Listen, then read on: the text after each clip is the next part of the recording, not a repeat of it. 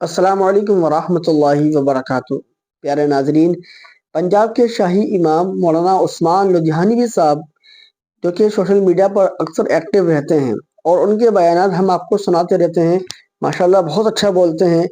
अभी एक बहुत ही बड़ा बयान जो कि इंटरनेट पर सोशल मीडिया पर बहुत ज़्यादा वायरल है, क्योंकि हर मुसलमान को ज़रूर सुनना चाहिए, ख़ासकर मुसलमानों को, कि आजकल जो मुसलमान पर परेशानियाँ मुसीबतें आ रही हैं, इसकी क्या वजह है? आखिर मुसलमान ही परेशान क्यों होता है? ऐसी वजह है कि अगर मुसलमान उसको दूर कर दे तो इंशाल्लाह परेशानी उसकी दूर हो जाएगी। इसी को लेकर मौलाना उस्मान लुधियानवी साहब ने, जो कि पंजाब के शाही इमाम हैं, बहुत ही बड़ा बयान दिया और बहुत ही शानदार बयान दिया। ये बयान तमाम मुसलमानों को ज़रूर सुनना चाहिए ताकि अपने अंदर से ये कमियाँ दूर करें और कामयाबी की राहें हासिल करें। तो चलिए सबसे पहले मौलाना उस्मान साहब का ये बयान सुनते हैं, इसके बाद इंशाल्लाह बात करेंगे। तीन तबके हैं दुनिया में, तीन तरह के लोग। पहले सब धर्म वाले, जिनको हम आजकल अपने मुसलमानों में गिलों तो मौलवी हो गए, तबलीगी जमात वाले हो गए, सुन्नी जमात वाले हो गए, जमात इस्लामी वाले हो गए, जितने हैं ये, इनके जलसे में जाइए तो एक ही बात है कि अल्लाह के साथ जुड़ जाओ। अल्लाह के साथ जुड़ जाओ, दुनिया भी मिलेगी, आखिरत भी अच्छी हो जाए। नमाज पढ़ें, रोज़ा रखें, ठीक है, ये इनकी बात बिल्कुल दुरुस्त है, उसमें कोई खामी नहीं। जितने भी धर्मी लोग हैं वो ये कहते हैं धर्म से जुड़ो, जुड़ गए जी।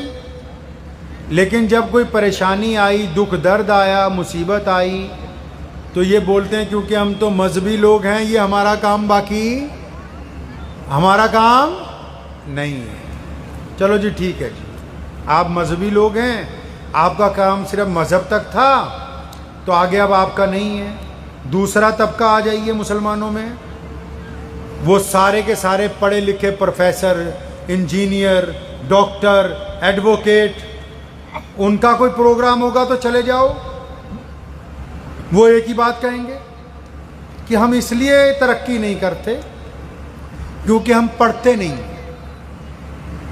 हमने शिक्षा नहीं ली, हमारे पास तालीम नहीं है। आप जितना मर्जी चले जाएं उनके प्रोग्रामों में, उन्होंने एक ही बात रोना रोना हर बार। 70-80 साल हो गए, वो मौलवियों को रोना रोएंगे कि तुमने मदरसे बनाए, मस्जिदें बनाई, तो भाई इन्होंने तो हर मस्जिद में एक इमाम दे दिया, तुम भी 70 साल से रो रहे हो, तुम्हारे पास तो कोई IAS IPS तैयार नहीं हुए। अच्छा जी, चलो जी, पर तुम्हारी बात मान लेते, पढ़ो। अच्छा जी, जितने लोग पढ़ लिख के अफसर लग गए, डिग्री वाले लग गए, फिर जब कोई परेशानी का दिन आया, दुख दर्द का दिन आया, मुसीबत का दिन आया, तो बोलते हैं क्योंकि हम मुलाजिम हैं, हम तुम्हारी मदद, हैं जी, तुम्हारी मदद नहीं कर सकते।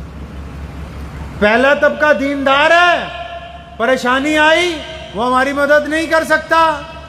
दूसरा तबका पढ़ा लिखा है, सरकार में भी ओहदेदार हो गया, दुख दर्द परेशानी आई वो भी कहता मैं फ्रंट लाइन पे आके आपकी मदद नहीं कर सकता। तीसरा तबका हो गए हमारे व्यापारी, उनका कोई अगर सेमिनार हो, चले जाओ तो वो एक ही बात कहेंगे कौम को, अबे तुम निठल्ले घूम रहे, काम ही नहीं करते, तुम काम करो तो बड़ी इज्जत मिल जाए। अच्छा जी, काम करने लगे, बहुत पैसा कमाया, इतना पैसा कमाया कि फिर जब दुख दर्द हुआ, तकलीफ आई, इनके पास गए कि यार हम तो व्यापारी लोग हैं, हम तो तुम्हारी मदद नहीं कर सकते। दीनदार भी नहीं कर सकते, दुनियादार भी नहीं कर सकते, पढ़े लिखे लोग, व्यापारी भी नहीं कर सकते। तो ये तीनों तबके अपनी अपनी जगह नाकाम क्यों हो गए? क्योंकि तीनों ने दीन को पकड़ा। एक ने पकड़ा इबादत के लिहाज से, एक ने दीन को पकड़ा तालीम के लिहाज से, एक ने दीन को पकड़ा हलाल रिज़्क़ कमाने के लिहाज से। लेकिन इन्होंने एक आयत पढ़ी, वातसिमू बिहब्लिल्लाहि जमीआ, कि अल्लाह की रस्सी को मजबूती से क्या करो भाई, अल्लाह की रस्सी को मजबूती से, और बोलो रोटी कमावांगे दोनों, अल्लाह की रस्सी को मजबूती से पकड़ लो। बस पकड़ लिया, बस दीनदारों ने पकड़ लिया, पढ़ने लिखने वालों ने यूनिवर्सिटी पकड़ ली, कारोबारियों ने व्यापार पकड़ लिया, अगली आयत भूल गए, फरमाया वला तफर्रकू, अल्लाह की रस्सी को मजबूती से पकड़ो, लेकिन वला तफर्रकू, फरमाया लेकिन आपस में लड़ो नहीं, आपस में एक दूसरे की गर्दनें ना खींचो, आपस में एक दूसरे की बुराइयां ना करो, आपस में एक दूसरे के पांव ना खींचो। और ये कर ही रहे हैं।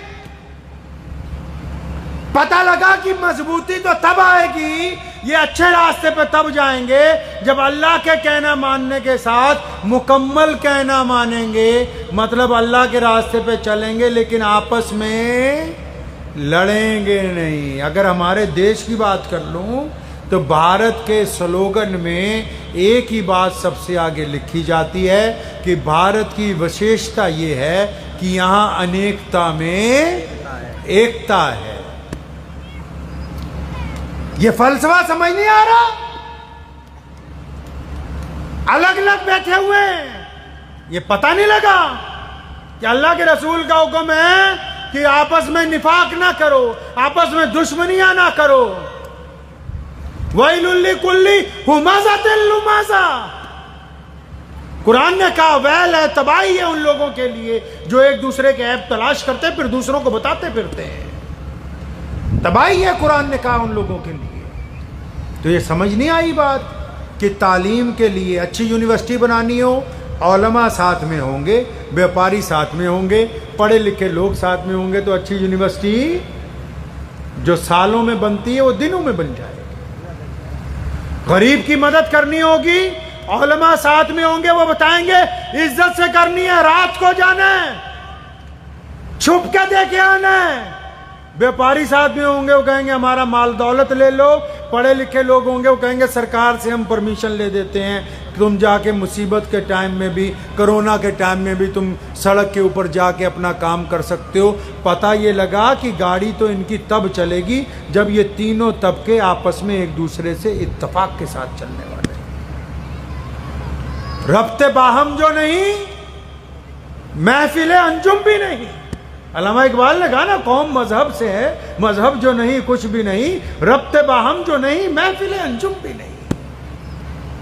अगर आप में आपस में प्यार नहीं है, इत्तेफाक नहीं है, अगर आप ये समझते हैं, मैं अक्सर कहा करता हूँ, अगर एक मुसलमान ये समझता है कि मैं किसी हिंदू भाई का जूठा पानी नहीं पी सकता हूँ, मैं किसी सिख की कटोरी में खाना नहीं खा सकता, मैं किसी ईसाई से गले नहीं मिल सकता, मैं किसी दलित के बर्तन में नहीं खाना खाऊंगा, फिर अभी इस्लाम अंदर नहीं उतरा, ऊपर ऊपर ही रह गया है।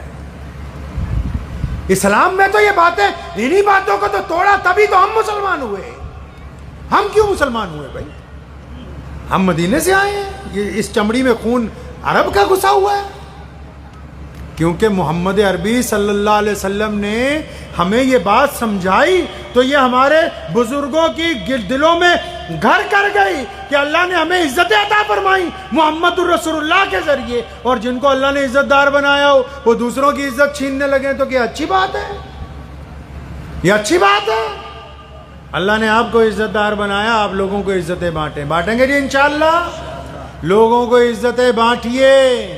आज भी पूरी दुनिया में सबसे ज्यादा ज़कात मुसलमान देते हैं, दुनिया की सबसे बड़ी एनजीओज हमारे पास हैं, दुनिया का सबसे बड़ा चैरिटी का निज़ाम हमारे पास है पूरी दुनिया में। लेकिन हम किसी बेटी को कंबल पकड़ाते हुए फ़ोटो नहीं खिंचवाते, हम किसी गरीब को राशन का डिब्बा देते हुए उसकी तस्वीर नहीं छापते। हम दूसरे का एहतराम इसलिए करते हैं क्योंकि मेरे रसूल ने कहा कि जब मुसलमानों एक हाथ से दो तो दूसरे हाथ को खबर नहीं होनी चाहिए। इंसानियत के फ़लसफ़े को पकड़ लो। दुनिया जो मर्जी कहती रहे, हमेशा याद रखें, कायनात में जितने लोग हैं जो मर्जी कहें, हम किसी को बुरा नहीं कहेंगे। इस्लाम की यह खूबी है, इस्लाम ने कभी किसी की बुराई नहीं बयान की। क्यों? मेरे रसूल ने हमें दर्स दिया। हम लोगों की बुराई करने के लिए नहीं आए, हम तो अपना प्रोडक्ट अच्छा बनाने आए भाई। आपने अखबार देखा है, मारुति की इश्तिहार आता है, टोयोटा का इश्तिहार आता है, उस इश्तिहार में क्या लिखा होता है कि टोयोटा इतनी अच्छी है, मारुति इतनी अच्छी है। कभी आपने ऐसा इश्तिहार पढ़ा कि टोयोटा ने लिखा हो कि महिंद्रा की गाड़ियां खराब है मत खरीदो, महिंद्रा ने लिखा हो कि मारुति की ना खरीदो? नहीं नहीं, ये फलसफा है मोहम्मदुर रसूलुल्लाह का। हम किसी की बुराई करने के लिए नहीं बने, हमें ग्रास रूट पे अपना प्रोडक्ट अच्छा करना है भाई। करेंगे इंशाअल्लाह। अपना प्रोडक्ट अच्छा करना है, अपना किरदार, अपनी जुबान, अपने मामलात, अपना उठना बैठना, अपना कारोबार हमने अच्छा करना है। घाटा पड़ता है पड़ जाए, लेकिन हराम का लुकमा हमारे घर में आना नहीं चाहिए। आप इस बात को अच्छी तरह दिल की तख्ती पे लिख के ले जाइए।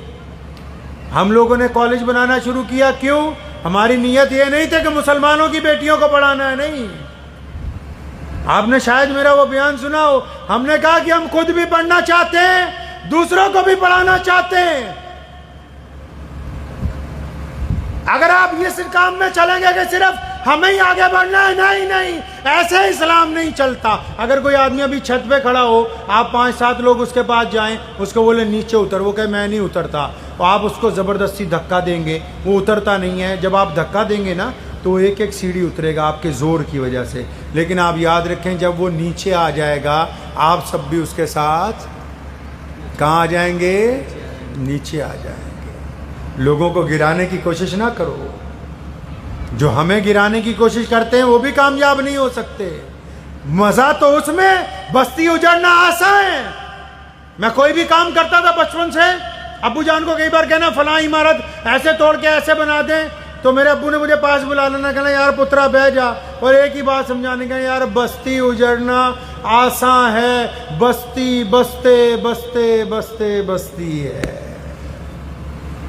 आग लगाना कमाल की बात है, कोई पेड़ लगा देना कमाल की बात है, किसी को भड़का देना कोई कमाल की बात है, किसी गिरते हुए को सहारा दे देना कमाल की बात है, किसी को नफरत के लिए तैयार कर देना कमाल की बात है, किसी के साथ किसी की नाराजगी को दोस्ती में बदलवा देना यह कमाल की बात है। ऐसे भी सोचना शुरू करें कभी कि हमने नमाज पढ़नी है। रसूलुल्लाह ने फरमाया कि फलदार दरख्तों की आबियारी करो, खुद मदीना मुनव्वरा में अपने हाथ से दरख्त लगाए। साहबा को फरमाया खेतियों को नुकसान ना हो जाए। फरमाया दरिया के किनारे बैठे हो, पानी उतना इस्तेमाल करो जितनी जरूरत है, बाकी पानी गंदा ना हो जाए। यार कैसे सोचते हो मजहब से? अजीब बात है, मजहब सिर्फ मस्जिद में नहीं है। मस्जिद तो उस मजहब की वो ताकतवर बुनियाद है जिसने आपको खूबसूरत इंसान बना के इस समाज के अंदर भेजना है। मस्जिद को इस काम के अंदर लेके आई है। इन नमाजों को ऐसा बना लीजिए कि इन नमाजों की वजह से लोग आपको कहें कि ये बंदा नमाजी है, झूठ नहीं बोलता, ये बंदा नमाजी है, बेईमानी नहीं करता, ये बंदा नमाजी, इसकी आंखें झुकी हुई होती हैं। लुत्फ यही है, जिंदगी का लुत्फ यही है। अगर आपने जिंदगी अभी तक जी नहीं है, नाराजगियों में ही गुजार दी सारी जिंदगी, फिर तो कोई लुत्फ का काम नहीं ना किया। यार कुछ तो ऐसा करो कि किसी नाराजगी को अपने अंदर ढाल लीजिए कि हमने अपना कोई दिल तो बड़ा करो। यार मैंने बहुत सारे लोगों को सुना, आपके यहाँ भी 2-4 ऐसे हैं यार, जिसको भी कहते मुंह पे कह देता हूँ। ऐसे लोग हैं बहुत से आपके दोस्तों में जो बैठ के बड़े फख्र से ये बात कहते हैं, यार मैं तो मुंह पे कहता हूँ जो कहता हूँ। जो बेईमान है ऐसा कहते हैं। सुन लो बात, जो दोस्तों में ऐसा बंदा हो जो आपको कहता हो कि मैं हर एक के मुंह पे कहता हूँ सच्ची बात, ये सच्ची नहीं कहता, ये उसकी बेइज्जती करता है। सच्ची कहनी होती तो रात को घर पे जाके ना कह गया था कि मेरे भाई फलां मामले में तेरी इज्जत लुट रही है, मैं तेरा साथ देता हूँ, अपना ठीक कर ले। ये सच्ची नहीं कहता। इसका दिल इतना छोटा है कि अपने भाई का एक ऐब नहीं छुपा सका। इसका दिल इतना छोटा है कि अपनी दोस्त की बेटी की एक बात अपने दिल में नहीं छुपा सका। इसके पेट में दर्द होता रहता है, किस किस को बताऊं। कुरान ने कहा वही लुल्ली कुल्ली हुमज़तिल लुमज़ा, फरमाया बस तुम्हारे लिए रगड़ा लगने वाला है। अच्छा, हमने सोचा कुरान मुर्दे बख्शवाने के लिए, नहीं नहीं, कुरान इसलिए नाजिल हुआ कि हमें सीधे रास्ते पर लेके आना है।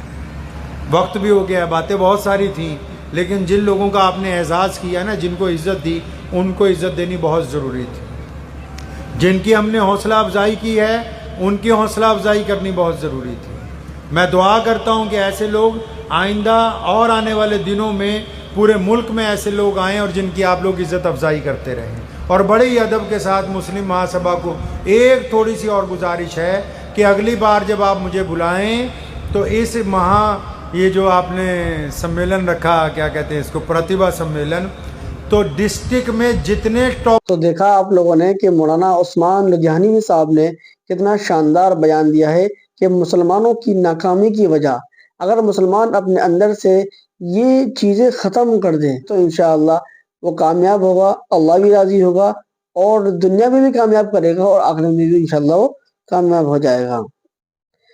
आप इस क्लिप को दूसरे लोगों तक ज़रूर शेयर करें ताकि और लोग भी अब इन बातों पर अमल कर सकें। मिलते हैं किसी नए अपडेट के साथ। अस्सलामु अलैकुम वरहमतुल्लाहि वबरकातुहू।